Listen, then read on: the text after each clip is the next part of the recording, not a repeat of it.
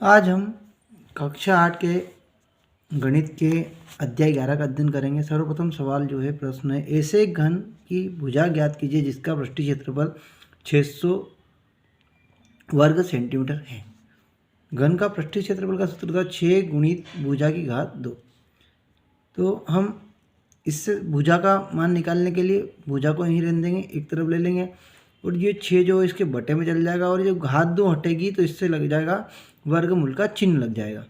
अब पृष्ठीय क्षेत्रफल हमें दिया हुआ है 600, तो 600 लिख दिया, बटे का 6 का ऐसा 6 से 600 काटा, 6 कम 6 2 जीरो ऐसी किसी, तो वर्ग के मूल के अंदर 100 को लिख सकते हैं हम 10 गुणित 10, 10 की घात 2 100 होती है। वर्गमूल के चिन्ह के अंदर कोई भी संख्या गुणे में 2 बार होती है तो कितनी बार बाहर निकलती है, एक बार बाहर निकाल के लिख देंगे। तो भुजा की माप कितनी हो गई, 10 सेंटीमीटर। दूसरा जो हमारा प्रश्न इस प्रकार है, 14 सेंटीमीटर चौड़ाई वाले एक 14 सेंटीमीटर चौड़ाई वाले एक आयताकार कागज की चौड़ाई का अनुदेश मोड़कर 20 वर्ग सेंटीमीटर त्रिज्या वाला एक बेलन बनाना है। तो ये समझे अपन, इस प्रकार का एक कागज का टुकड़ा है जिसकी चौड़ाई 14। अब इसको ऐसा राउंड करेंगे तो ये चौड़ाई क्या बन जाएगी, इसकी ऊंचाई बन जाएगी। और त्रिज्या हमको दे रखी 20 सेंटीमीटर, तो ऊंचाई तो कितनी हो गई, एच बराबर 14 सेंटीमीटर, त्रिज्या आर बराबर 20 सेंटीमीटर। तो बेलन का जो आयतन का सूत्र होता है वी वॉल्यूम बराबर पाई आर की घात 2 एच। पाई का मान होता है 22/7 गुणित आर जो है अपना 20 है, तो 20 की घात 2 मतलब 20 को गुणे 2 20 गुणित 20, ऊंचाई कितनी 14। 7 से 14 काटा, 7 एकम 7, 7 दूनी 14। अब 20 दूना 2 दूनी 4, 4 दूनी 8 और 2 जीरो 800 और 22, 822 का गुणा करा तो 17,600 घन सेंटीमीटर जो आया बेलन का आयतन आ गया हमारा। अगला प्रश्न इस प्रकार है, 5 सेंटीमीटर भुजा वाले घन का आयतन ज्ञात कीजिए। तो घन की भुजा दे रखी 5 सेंटीमीटर। घन का आयतन का सूत्र होता है भुजा की घात 3 बराबर भुजा का मान रखा 5 घात 3 ऐसी किसी, 5 की घात 3 मतलब गुणे में 5 को तीनों 5 गुणित 5 पचम 25, 25 पंजे की 125। तो घन का जो आयतन आ गया 125 घन सेंटीमीटर। ऐसे घनाभ की ऊंचाई ज्ञात कीजिए जिसके आधार का क्षेत्रफल 18 वर्ग सेंटीमीटर और जिसका आयतन 90 घन सेंटीमीटर। तो घनाभ का आयतन का सूत्र होता है आधार का क्षेत्रफल गुणित ऊंचाई। हमको आयतन दे रखा था, आयतन का मान रख दिया 90, आधार का क्षेत्रफल दे रखा 18 तो लिख दिया, ऊंचाई ज्ञात करनी ऐसी कैसी। अब ये 18 को जाएगा बटे में, ऊंचाई बराबर 90/18, 18 से 18 कम 18, 18 पंजे 90। तो ऊंचाई जो इसकी आ गई घनाभ की ऊंचाई बराबर 5 सेंटीमीटर है। यदि किसी घन के प्रत्येक किनार को दुगना किया जाए तो जो भुजा दे रही है उसको डबल करना है, मतलब उसमें 2 का गुणा करना है। तो इसमें 2 सवाल है, एक में पृष्ठीय क्षेत्रफल कितना बढ़ेगा, तो हम पहले भुजा को दुगना कर देंगे। भुजा हमारे लिए अब हो गई 2 गुणित भुजा। घन का पृष्ठीय क्षेत्रफल का सूत्र होता है 6 गुणित भुजा की घात 2, 6 गुणित भुजा की हमको लिखना है 2 गुणित भुजा, क्योंकि दुगना करना है। तो अब इसकी घात 2 करने पे 2 की घात 2 4 हो जाएगी, भुजा की घात 2 ऐसी की ऐसी। अब इस 4 को इधर ले लेंगे, 6 गुणित भुजा की घात 2 को इस साइड रख देंगे। 6 गुणित भुजा की घात 2 किसका सूत्र होता है, घन के पृष्ठीय क्षेत्रफल का। तो ये 4 गुणित घन का पृष्ठीय क्षेत्रफल। तो यदि हम भुजा को दुगना करेंगे तो पृष्ठीय क्षेत्रफल कितना गुना हो जाएगा, आपका 4 गुना हो जाएगा। इसी प्रकार इसके आयतन में कितने गुना वृद्धि होगी, तो वही भुजा को हमने 2 गुणित भुजा लिख दिया। घन का आयतन का सूत्र होता है भुजा की घात 3, 2 गुणित भुजा पूरे की घात 3, 2 की घात 3 8 होती है, भुजा की घात 3 ऐसी कैसी। तो भुजा की घात 3 क्या होता है, घन के आयतन का सूत्र होता है। तो जब हमने भुजा को डबल करा तो उसका आयतन कितने गुना हो गया, 8 गुना। आयतन में 8 गुना वृद्धि होगी। एक ऐसे बेलन की ऊंचाई ज्ञात कीजिए जिसकी त्रिज्या 14 सेंटीमीटर, पृष्ठीय क्षेत्रफल 1936 वर्ग सेंटीमीटर है।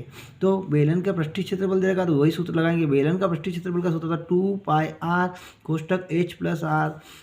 अब पृष्ठीय क्षेत्रफल दे रखा है 1936 बराबर 2 गुणित पाई का मान लिखा 22/7 गुणित आर हमें दे रखा है त्रिज्या 14, एच ज्ञात करना ऐसा था, प्लस आर हमें दे रखा है 14।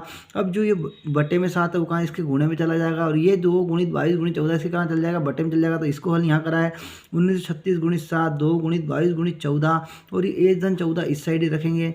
अब 2 से पहले का 7 से 7 दूनी 14, 2 बार है ना। फिर उसके बाद 2 से इसको काटा तो 968, फिर 2 से काटा तो इसका आएगा 484, फिर 22 से इसको काटा तो 22 से कम 22, 22 से कम 22, 22 दूना 44, 48 से 4 बचा, फिर 22 दूना 44, तो यहाँ आ गया 22। फिर ये जो 14 इस साइड आएगा तो प्लस का क्या हो जाएगा माइनस में, तो एज बराबर 22 ऋण 14 बराबर 8 सेंटीमीटर। अगला प्रश्न इस प्रकार, एक मछली घर घनाभ के आकार का है जिसकी बाह्य माप 70 गुणित 30 गुणित 50 सेंटीमीटर है, तो इसके तल, पृष्ठ भाग वाले फलक और पीछे के फलक, ये मछली का जैसे फिश पॉट होता है वो समझेंगे उसको। इसमें यहाँ नीचे में हमको रंगीन कागज लगाना है, इस साइड लगाना है, इस साइड लगाना है और इस साइड लगाना है। तो इन सब भागों का क्षेत्रफल निकालना पड़ेगा। सबसे पहले नीचे आधार का क्षेत्रफल निकालेंगे, तो आधार का क्षेत्रफल कैसे निकलेगा, लंबाई गुणित ये वाली जो हिस्सा है चौड़ाई, लंबाई गुणित चौड़ाई। लंबाई क्या है, लंबाई इसकी हो गई 70, ये 70 हो गई लंबाई इसकी, ये 30 हो गई चौड़ाई, और जो इसकी ऊंचाई कितनी हो गई अपनी 50 हो गई। तो 70 गुणित 30 ये निकला, 70 गुणित 30 तो 7 या 21, 2 जीरो से 2100 सेंटीमीटर का 2100 वर्ग सेंटीमीटर। अब जो ये वाला भाग है और ये वाला भाग है, तो ये कैसे निकलेगा, लंबाई गुणित ऊंचाई, ये वाले हिस्से से एक तरह से आया तो क्या इन दो दो, तो लंबाई गुणित लंबाई क्या चौड़ाई गुणित ऊंचाई हो जाएगा। तो ये वाला हिस्सा और ये वाला हिस्सा, तो दोनों पृष्ठ भाग वालों का क्षेत्रफल क्या हो जाएगा, चौड़ाई गुणित ऊंचाई। चौड़ाई कितनी दे रखी है अपनी, ये वाला हिस्सा क्या दे रखा है 30, और ये ऊंचाई कितनी दे रखी है 50। तो दो है, दोनों है, एक इधर का हिस्सा है और इधर का हिस्सा है, तो 2 गुणित 30 गुणित 50, तो तीनों पंजे 15, 1500 का डबल कितना हो जाएगा 3000 हो जाएगा। इस प्रकार हमें ये पीछे वाला हिस्सा, तो जो ये आपके सामने जो रहेगी ये लंबाई है, ये वाला हिस्सा है ये लंबाई, और ये ऊंचाई, लंबाई कितनी 70 गुणित 50,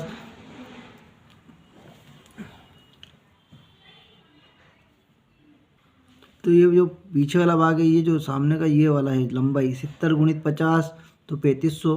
अब हमको इन सब में कागज लगाना, तो सब में कागज लगाने के लिए कितने क्षेत्रफल कागज आवश्यक, कागज का क्षेत्रफल क्या जाएगा, इसको इसको इसको दोनों तीनों को जोड़ेंगे तो 2100, 3000 प्लस 3500 हो गया 8000 वर्ग सेंटीमीटर।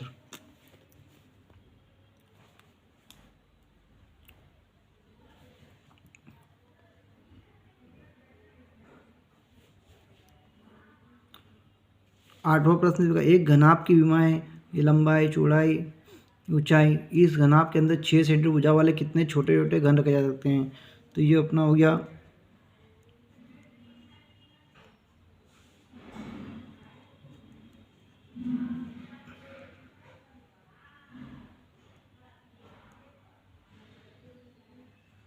ये घनाभ हो गया जो कितने का हो गया अपना 60 लंबा, 54 चौड़ा और 30 सेंटीमीटर ऊंचा। इसमें हमको 6 बाई 6 सेंटीमीटर बाई 6 सेंटीमीटर क्या रखने, घन रखने छोटे छोटे, तो इसके जो इसके अंदर रखने, जब इसके अंदर जमाना है या इसके पूरे वॉल्यूम, तो कैसे निकलेगा, इसके पूरे जो अंदर का जो क्षेत्र एरिया क्या कहलाता है आयतन, इसके आयतन में हमको इसके आयतन का भाग देना है। तो छोटे छोटे घनों की संख्या बराबर घनाभ का आयतन बटा घन का आयतन। घनाभ का आयतन क्या होगा, लंबाई गुणित चौड़ाई गुणित ऊंचाई, घन का आयतन होगी भुजा की घात 3, लंबाई 60 गुणित 54 गुणित 30,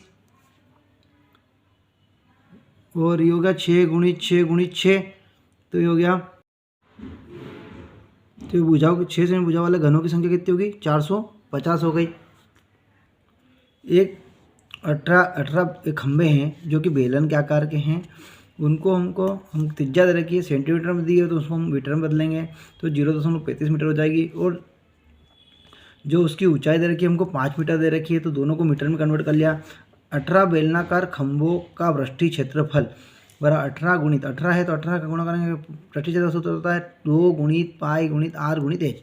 2 गुणित पाई का मान 22/7 गुणित आर हमारी 0.35 गुणित 5, तो 18 गुणित 2 गुणित 22/7 से इसको काट दिया 35 को 7 पंजे 35, तो ये भागने जाए यहाँ जीरो लगेगी और 7 पंजे 35, तो 0.05 गुणित 5।